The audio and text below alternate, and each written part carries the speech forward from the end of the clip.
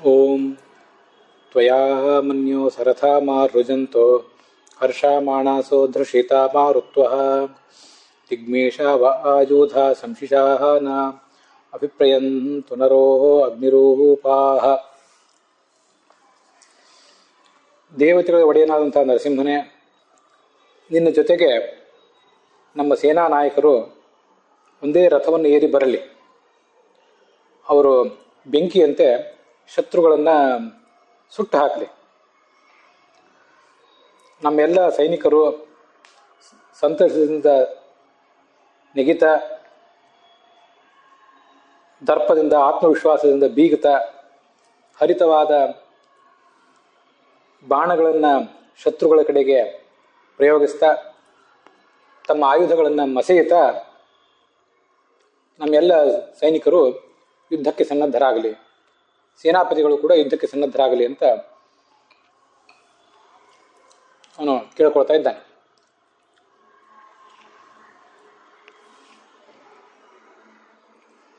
ಅದಕ್ಕೆ ಅನ್ವಯಾರ್ಥ ಹೀಗಾಗ್ತದೆ.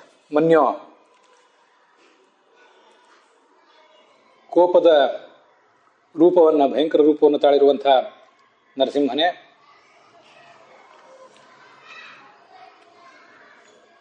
ತ್ವಯ ನಿನ್ನ ಜೊತೆಗೆ ಸರಥಂ ಒಂದೇ ರಥವನ್ನು ಏರಿ ಆರುಜಂತಹ ಪ್ರಯಾಣ ಮಾಡ್ತಾ ಇರುವಂಥವರು, ಮುಂದೆ ಸಾಗ್ತಾ ಇರುವಂತಹ, ಹರ್ಷಮಾಣಾಸಹ ತುಂಬ ಸಂತೋಷದಿಂದ ಇದ್ದಾರವರು. ಗೆಲುವು ತಮ್ಮದೇ ಅನ್ನುವಂಥ ಸಂತೋಷ ಅವರಿಗೆ ಕಂಡು ಬರ್ತಾ ಇದೆ. ಧೃಷಿತಾಹ ಆತ್ಮವಿಶ್ವಾಸದಿಂದ ಅವರು ಉಬ್ಬಿ ಹೋಗಿದ್ದಾರೆ.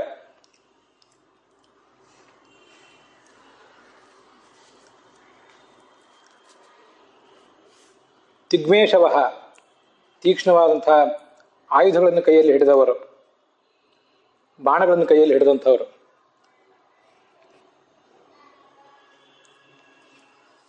ಮತ್ತೆ ಆಯುಧ ಸಂಶಿಷಾನಾಹ, ಆಯುಧ ತಮ್ಮ ಆಯುಧಗಳನ್ನು ಸಂಶಿಷಾನಾಹ ಮಸೀತಾ ಇರುವಂಥವರು. ಅಂತಹ ಅಗ್ನಿರೂಪಾಹ ಬೆಂಕಿಯಂತೆ ಶತ್ರುಗಳನ್ನು ಸುಡುತ್ತಾ, ನರಹ ನಮ್ಮ ಪಡೆಯ ನೇತಾರರು, ನಾವೀಗೇನು ಯುದ್ಧವನ್ನು ಮಾಡಬೇಕಾಗಿದೆ ಆ ಯುದ್ಧದ ನೇತಾರರವರು, ಅಂಥ ನೇತಾರರು ಬರಲಿ ಅಂತ. ಮರುತ್ವ ಅಂತ ಒಂದು ಶಬ್ದ ಇದೆ. ಮರುತ್ವ ಅಂದರೆ ದೇವತೆಗಳ ಒಡೆಯನಾದ ಮನ್ಯೋ, ಕ್ರೋಧರೂಪದ ನರಸಿಂಹನೇ ಅಂತ ಅದಕ್ಕೆ ಒಂದರ್ಥ. ಮತ್ತೊಂದು ಕಡೆ ಮರುತ್ವ ಅಂದರೆ ಬಿರುಗಾಳಿಯಂತೆ ವೇಗದಿಂದ ಶತ್ರುಗಳ ಕಡೆ ಬರಲಿ ಅಂತ ಅರ್ಥ ಮಾಡಿದ್ದಾರೆ. ಭಗವಂತನೇ, ನಿನ್ನ ನೇತೃತ್ವದಲ್ಲಿ ಪ್ರತಾಪಶಾಲಿಗಳಾದಂಥ ಯೋಧರು ತೀಕ್ಷ್ಣವಾದ ಬಾಣ ಮತ್ತಿತರ ಆಯುಧಗಳಿಂದ ಸನ್ನದ್ಧರಾಗಿ ರಥವನ್ನೇರಿ ಉತ್ಸಾಹಗೊಂಡು ಬಿರುಗಾಳಿಯಂತೆ ವೇಗವಾಗಿ ಶತ್ರುಗಳ ಕಡೆ ಮುನ್ನುಗ್ಗಲಿ ಅಂತ. ಇದು ಭೀಮಸೇನ ತನ್ನ ಸೈನ್ಯದ ಯುದ್ಧ ಸನ್ನದ್ಧ ಸ್ಥಿತಿ ಅದನ್ನು ಕುರಿತು ಹೇಳಿರುವಂಥ ಮಾತು. ನಮ್ಮಂಥವರು ಅಂತರಂಗದ ಕಾಮಕ್ರೋಧಾದಿ ಶತ್ರುಗಳೇನಿವೆ ಅವುಗಳನ್ನು ಎದುರಿಸಬೇಕಾದಾಗ ನಮ್ಮಲ್ಲಿರುವಂಥ ತತ್ವಾಭಿಮಾನಿ ದೇವತೆಗಳು, ಆ ದೇವತೆಗಳೆಲ್ಲರೂ ಕೂಡ ನಮ್ಮ ಪಡೆಯ ನಾಯಕರಾಗಿ ಆ ದುರ್ಗುಣಗಳು, ಕಾಮ ಕ್ರೋಧ ಮೊದಲಾದ ದುರ್ಗುಣಗಳು, ಅರಿಷಡ್ವರ್ಗಗಳು ಏನಿವೆ ಅವುಗಳನ್ನು ಎದುರಿಸಬೇಕು. ಹೀಗೆ ಪರಮಾತ್ಮ ಇದ್ದಾನೆ. ಪರಮಾತ್ಮನ ಬಳಿಕ ಎಲ್ಲ ತತ್ವಾಭಿಮಾನಿ ದೇವತೆಗಳ ಪಡೆ ಇದೆ. ಇವರೆಲ್ಲರ ಅನುಗ್ರಹವನ್ನು ಪಡೆದಿರುವಂಥ ಜೀವಾಭಿಮಾನಿಯಾದಂಥ, ಆಯಾ ದೇಹದ ಅಭಿಮಾನಿಯಾದಂಥ ನಾವಿದ್ದೇವೆ.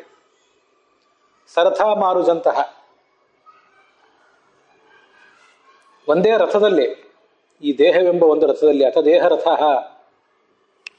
ತಸ್ಯ ವಾಗ್ಬುದ್ಧಿ, ಇದಕ್ಕೆ ಐತರಿ ಉಪನಿಷತ್ತು ಹೇಳುವಂತೆ ವಾಗಭಿಮಾನಿಯಾದಂಥ ಪಾರ್ವತಿ ದೇವಿಯೇ ಇದರ ಕಡಿವಾಣ. ಶ್ರೋತ್ರೇ ಪಕ್ಷಸಿ, ಕಿವಿಯ ಅಭಿಮಾನಿಗಳಾದಂಥ ಚಂದ್ರ ಮತ್ತು ರೋಹಿಣಿಯರು ಒಂದು ಕುದುರೆಗಳು. ಚಕ್ಷುಷಿ ಯುಕ್ತೆ ಮತ್ತೆ ಚಕ್ಷುರಿಂದ್ರಿಯದ ಅಭಿಮಾನಿಗಳಾದಂಥ ಸೂರ್ಯ ಮತ್ತು ರೋಹಿಣಿಯರು ಮತ್ತೆರಡು ಕುದುರೆಗಳು. ಮನಸ್ಸಂಗ್ರಹೀತ ಮನೋಭಿಮಾನಿಯಾದಂಥ ರುದ್ರ ಇದರ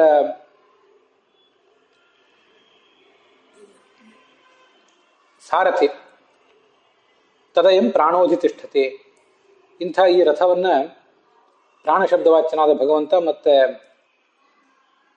ಮುಖ್ಯ ಪ್ರಾಣ ಇವರಿಬ್ಬರು ಕೂಡ ಏರಿದ್ದಾರೆ ಅಂತ ಅದರ ಅರ್ಥ.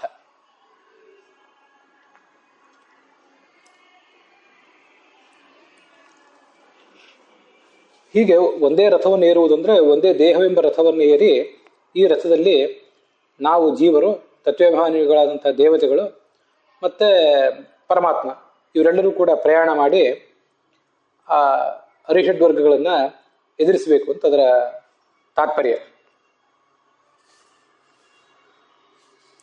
ಹೀಗೆ ಅಗ್ನಿರೂಪಾಹ ಬೆಂಕಿಯಂತೆ ಶತ್ರುಗಳನ್ನು ನಾಶಪಡಿಸುವ ಈ ನರಹ ನಮ್ಮ ಪಡೆಯ ನಾಯಕರು ಸೈನಿಕರೆಲ್ಲರೂ ಕೂಡ ಅಭಿಪ್ರಾಯಂತೂ ಬರಲಿ ಅಂತ ಒಟ್ಟು ತಾತ್ಪರ್ಯ, ಒಟ್ಟದರ ಅನ್ವಯಾರ್ಥ. ಅಲ್ಲಿಗೆ ಈ ಸೂಕ್ತದ ಈ ಮಂತ್ರದ ಅರ್ಥ ವಿವರಣ ಸಮಾಪ್ತವಾಗಿದೆ.